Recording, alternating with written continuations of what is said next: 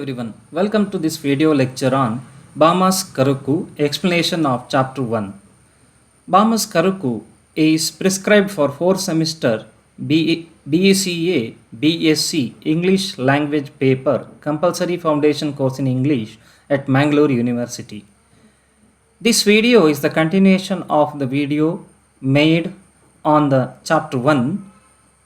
Here I am going to discuss the picture of her village that Bama continues to give and presents in the chapter 1. Welcome to today's video. In the last video on chapter 1, we saw that the novel in the first chapter focuses on describing the geographical features, the motherland where Bama as a writer has appreciation.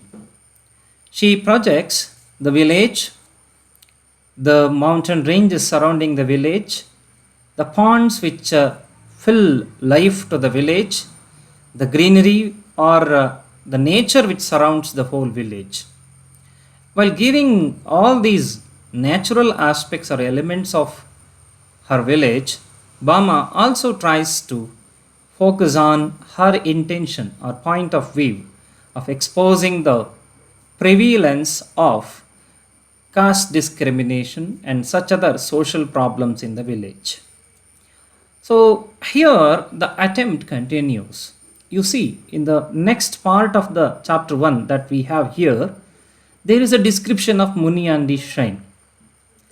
The Muniandi shrine was at the western part of the village.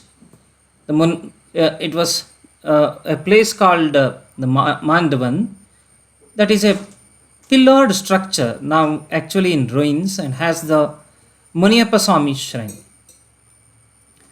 So in the place Mandavan there is then Muniandi shrine, which you observe here that these are some of the deities that existed in the villages of India, particularly even southern India.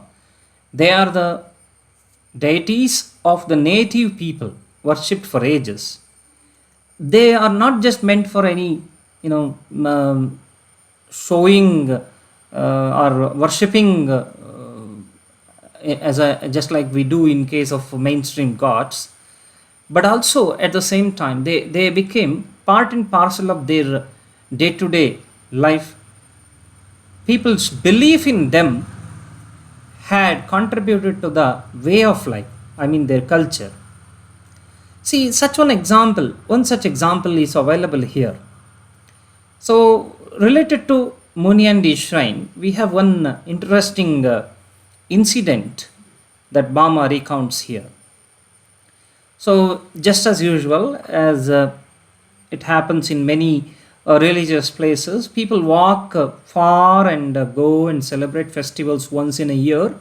Yeah, you see, even in all places, even in South Canara, for example, we have car festivals, fairs once in a year, and we all celebrate in many temples. Every religion, for that matter, has got some celebrations every year, and during that we do offerings, maybe offerings of food, money, offerings of other things.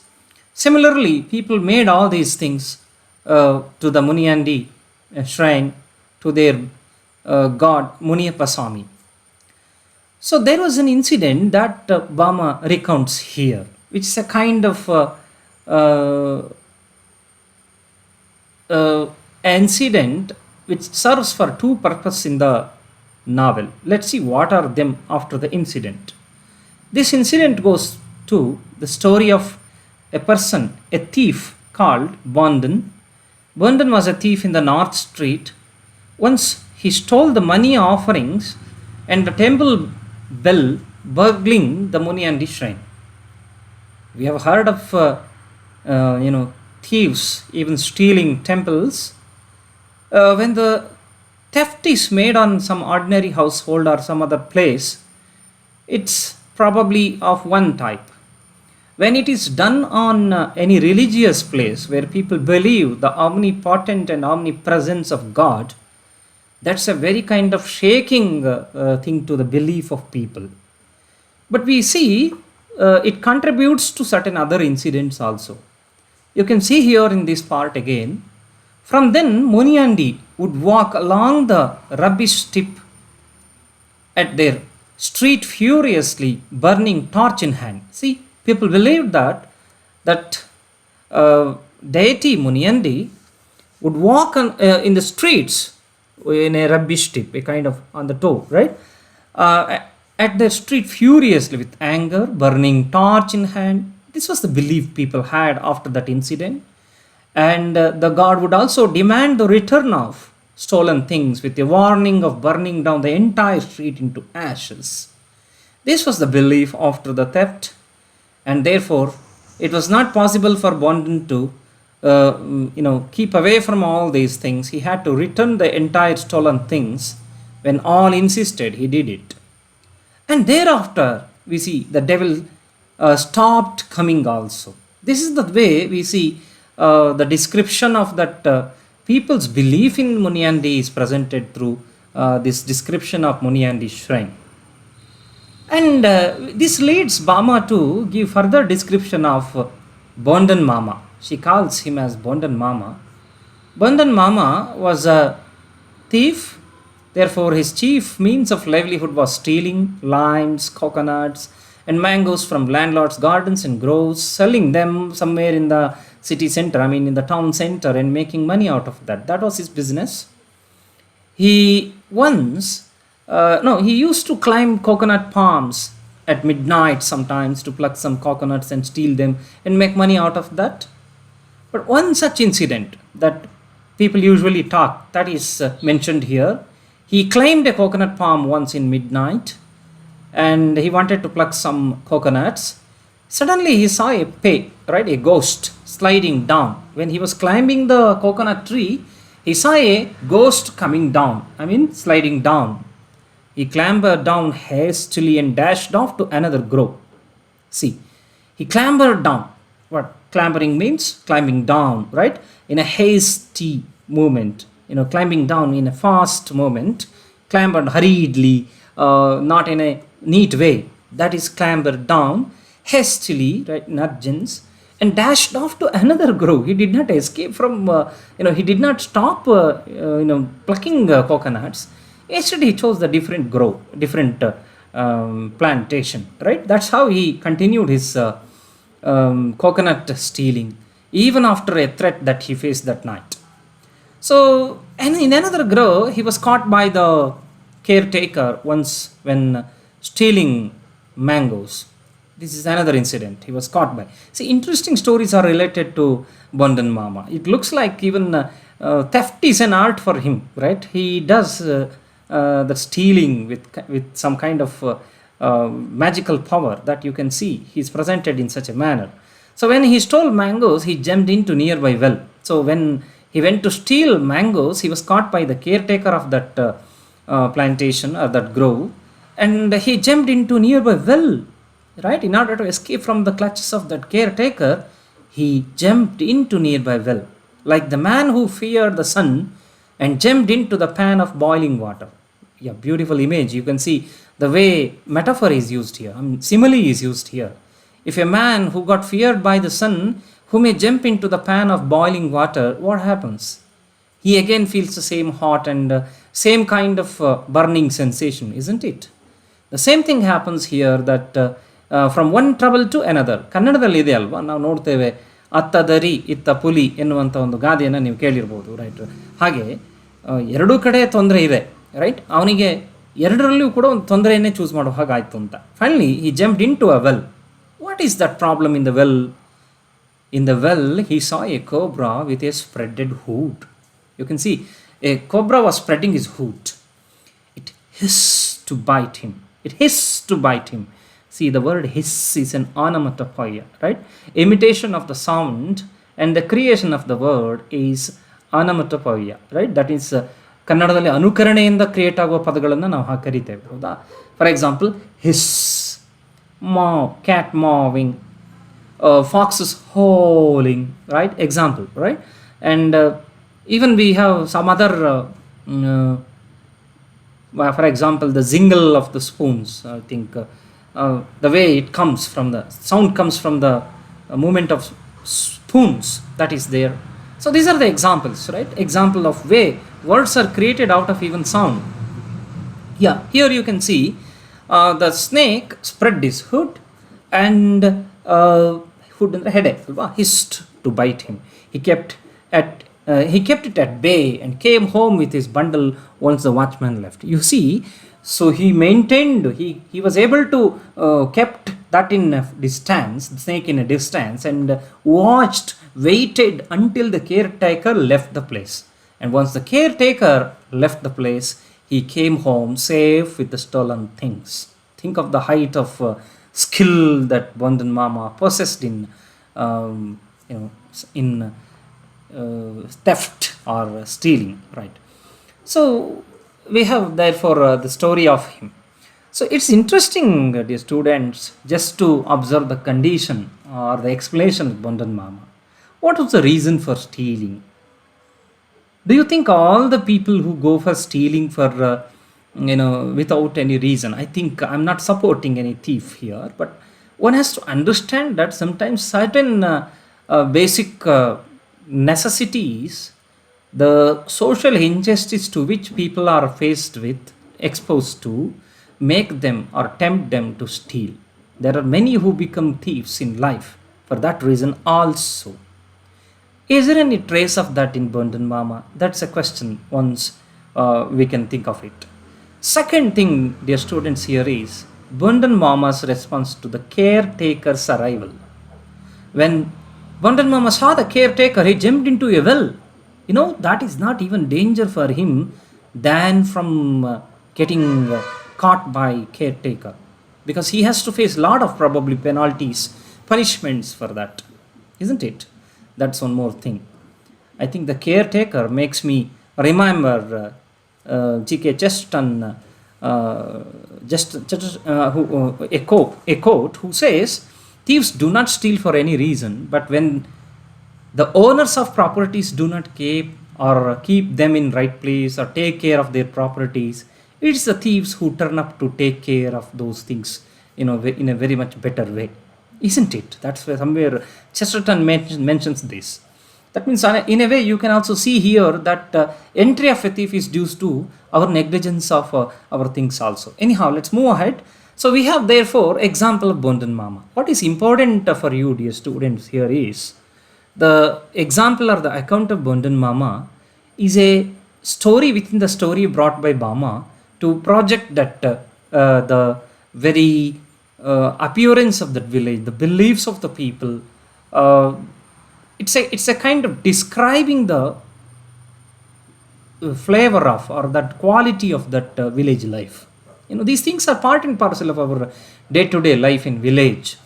So in constructing village, you can't escape or you can't keep these or filter these, and even if you do so, you can't be a honest portrayal, you can't make an honest portrayal of your village. Anyhow, so that's why I think I can appreciate this part as a very honest attempt to describe the village in first chapter. Yeah, let's go to another interesting element of the chapter 1, that is Bama presents the structure of society. Any novel which deals with any society has to provide the very basic structure, fundamental structure of that knowledge, society. Yeah, that is provided here also. You can see the most of the land belonged to Naikar community with their fields spreading miles with their names. See the way Bama uses critical tone, right? Naikar community owned the lands, miles of, they were spreading miles, and their names were also like that, number of names. You can see one example: Olivizik Kadu, the field of awakening sound, an open ground which echoes everything said aloud. See, Olivizik Kadu is the field of awakening sound. Why is it so? The name was given to that place as so. I think in the last video, I have given you the example of Bengaluru, why the name Bengaluru came into usage. Similarly, Olivizik Kadu is because it's an open ground which echoes everything said in aloud. A person who is familiar with Tamil language, can identify this easily because Olivji, the word, is about awakening song. It means awakening song. Okay, we have other fields also, like Mandavakkadu, Ottalakadu, Chendayalu Kadu, the field with the lots of pond, all these things. Right? These are the different names, and the example of Chendayalu Kadu is the field with the lots of pond. Example here. See, one thing I can make you very clear is the difficulty in translating. You can bring all these names into transliteration. I mean, write these names in English spelling. But can we really fill the natural pronunciation of those names as it is? It's one who has that experience, one who has got that exposure to those pronunciation can only do it perfectly. That's the thing, okay? Anyhow, when we move ahead, Bama says how people knew all the fields by their names and would turn up to work where they were required. This is important. A person who lives in that village, the one who lives in connection with the happenings of the village, knows the process of that village very well. The person who sits inside the house, probably not just getting any connection with the things in the village, or who never enters his fields, who never goes to the village or walk in the village, may not know these things. The people who work in those fields are the people of her community. Therefore, they knew every aspect. They knew the pulse of that village. They knew the nerves and veins of that village. That's why she's proud of that, and she says, our people knew all the fields by their names. Yeah, it's important again. Then you see names Ottala, Ottalu had a single banyan tree. Otta Alu. On Alu means banyan tree. So then Chandayalu, so we have another name, right? You observe the names above. Ottalu means single banyan tree. Then Chandayalu had got a banyan tree with the aerial roots like plaited hair fixed into the earth. Beautiful simile. You can see plaited hair, right? Jade kattida ಕೂದಲು ನೆಲಕ್ಕೆ fix ಆಗಿ ಹೋದ ಹಾಗೆ ಆ ಒಂದು aerial ರೂಟನ್ನು ಹೊಂದಿದಂಥ ಒಂದು banian tree ಇದ್ದಂಥ ಪ್ಲೇಸನ್ನು ಚಂದಾಯಾಳು ಅಂತ ಕರೀತಾರೆ. So there are different places, fields, they are named after some significance. That's why the attempt here is to even portray that structure of society. Yeah, move on to next part. It continues. She describes the bus stand, a small bus stand, a terminus which will take them no further, right? So very critically she says that in an ironical way, again, it will take no further. It's a pun, I think, right? You can see it will take up to their bus stand and it will not take anywhere then, right? Their end or their world ended there. That's what she says. Our entire world ended there.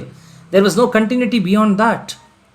No exposure, nothing is provided them to continue beyond that. That was the situation. Beyond that, a stream which runs full of water during the rains. If not, it remains a stinking shit field. She is very critical at these things. The way life in that village was ignored or neglected, and how it caused social what we say underdeveloped state. So it's trying to project all that. To the left, a small settlement of 10 to 20 houses known as Odapatti, full of nadars, climb Palmyra palms for a living. We have nadars on the other hand. We were introduced to Naikars and their fields, and then we have nadars here. They climb Palmyra trees, Palmyra palms for a living. There is a place called Odapatti, right? ನಮ್ಮಲ್ಲಿ ಕೇರಿಗಳಿದ್ದಾವೆ ಕರ್ನಾಟಕದಲ್ಲಿ, ಹಾಗೆಯೇ ಅಲ್ಲಿ settlement that is known as ಒಡಪಟ್ಟಿ. Then to the right ಅಗ್ರಹಾರಗಳಿದೆ, ಕೇರಿಗಳಿದೆ, ತಾಂಡಗಳಿದೆ, ಎಲ್ಲ ಬೇರೆ ಬೇರೆ ನಾವು ಅಬ್ಸರ್ವ್ ಮಾಡುವಂಥದ್ದು ಒಂದೊಂದು ಸಮೂಹದ ಜನರು ಒಟ್ಟಾಗಿ ವಾಸಿಸುವಂಥ ಸ್ಥಳಗಳು. To the right the Koravar who sweep streets. Korava community ಏನಿತ್ತು ಅದು ರೈಟ್ ಭಾಗದಲ್ಲಿ, ದೂಜು sweep street. The leather working Chakliyar. You see caste and their profession. They are associated with some profession. That is also presented here. In some distance, the Kushavar who make earthenware pots. Yeah, Kushavar. who make pots, earthenware made up of mud. Next to them, the Palla settlement, adjacent to that Bama's Paraya settlement, lived next to the cemetery in the east. Yeah, next to the cemetery in the east. ಸ್ಮಶಾನದ ಹತ್ತಿರ ಅವರ ಒಂದು settlement ಇತ್ತು ಅನ್ನೋದನ್ನು ಕೂಡ ಬಹಳ ವ್ಯಂಗ್ಯದಿಂದನೇ ಕೊಡ್ತಾರೆ ಅಂತ ನಾವು ನೋಡ್ಬೋದು. Anyhow, move on to next part. Apart from Bama's Paraya community, there were streets of the Tevar, Chettiar, Asari, and Nadar. There are other community streets, right? The streets were named here, right? Different streets. Even streets were named after caste. That is interesting. You can see here. The geography of the place is named out of man-made creations like caste, class. ಈ ಹೆಸರುಗಳನ್ನಲ್ಲಿ ಕೊಡೋದನ್ನು ಕೂಡ ನೀವು observe ಮಾಡಿ. Then, beyond the Naikar streets, the Udayar settlement was there. Bama questions the separation of upper caste communities and the lower caste communities into different parts. Yeah, this is one thing. Why they were separated as different streets, as different regions of village. You see kind of centering of population based on the caste in that village. That is the structure of that society which Bama presents somewhat critically here, right? Then the lower caste went to the other parts if they had work to do, but the upper caste never came to their parts. Bama observes these things and particularly presents, in order to suit to the theme of her writing, the caste discrimination presented was there in that village, and she projects that by giving these examples. Yeah, she narrates it in page number 7. You can see the post office, the panchayat board, the milk depot, the big shops, the church, the schools, all stood in their streets. Whatever facilities were needed were placed in their streets. They were not provided to these people, those who are really underdeveloped, marginalized. That is the question Bama is trying to raise here. A big school in the Naikar streets meant only for the upper caste children. Yeah, she takes up individual examples to generalize a kind of theme, right? She makes it clear here that a big school in the Naikar street was also there for them. Anyhow, then moving on to next part. There are 5 streets. Structure of the village is presented with those 5 streets: south, middle, north, east, and Ottarapatti. That's another one.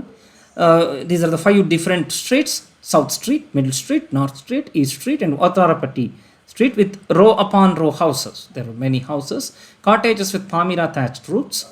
Roofs were palmyra thatched, palm leaves, palmyra thatched, ಹೊಚ್ಚಿರುವಂತಹ ರೂಫ್ಗಳು. A few tiled roofs in between. ಅಲ್ಲೊಂದು ಇಲ್ಲೊಂದು tiled roofs. This is actually scenic duck, right? Using palm tree roofs and palmyra thatched roofs and tiled roofs. She's trying to present the difference among the people, between the 2 classes in society, the upper class and the lower class, the rich and the poor, right? Wandering children with bare bottom rushed off with plate in hand for their free meal as the church clock struck 12. See, height of poverty. So they were wandering with bare bottom. There was no dress for them. Yeah, of course, it is the food that is the first essence, Yes, this line here, fun in the evening noise and bustle due to quarrels, on the one hand presents the living style of the people. On the other hand, it also gives some reflection on the way people lived there, right? The quarrel and fun that they had. We have one incident, that is Gnanappu, a woman from the middle street, went off leaving her bucket to mark her place in the queue. Other placed at the end of the queue. You see, that was the incident. She kept her bucket in the queue. See, sometimes people do that. I think I came across one such incident where people were leaving their footwear as a token of their queue, the one who stands there in the queue. Sometimes people do that, right? Such an incident is there here, that she used to keep her bucket in the queue and reserve her place, but someone who kept that bucket at the end, right? The other placed it at the end of the queue. She countered it using the word bucket, because English was not very familiar in that society. So she used the word bucket, and as everyone laughed at her, right? Everyone laughed at her for using that. She cursed them as chuckly boys who collect slippers. Right? She called them as so. Even name cursing is done here with some name of a caste. Then, so thus we observe the overall chapter here. This part of the chapter one clearly adds something more to construct the structure of society in her village through the descriptions of the settlement of different communities and the village streets. She presents the disparity, caste discrimination existed in her society. The writer explores the division of society based on the caste and exposing the injustice meted out to the underprivileged and the presence of rampant caste-based discriminations. The author provides the evidence to the practice of untouchability by the upper caste people.